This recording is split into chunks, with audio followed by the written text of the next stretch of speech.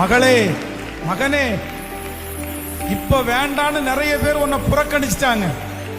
இப்ப நீ வேண்டான்னு நிறைய பேர் சொல்றாங்க. சொந்தக்காரங்க வேண்டான்னு சொல்றாங்க, சுத்தி இருக்கிறவங்க வேண்டான்னு சொல்றாங்க. ஆனா கர்த்தர் வாக்கு கொடுக்கிறார், இந்த முழங்கால் யுத்த ஜெபத்துக்கு பிற்பாடு ஆண்டவர் உங்களை எப்ராயிமா மாத்துவாரு. நீங்க இருந்தாதான் அந்த பிரச்சனைக்கு முடிவு. நீங்க இருந்தாதான் அந்த பங்கன்ல சந்தோஷம்.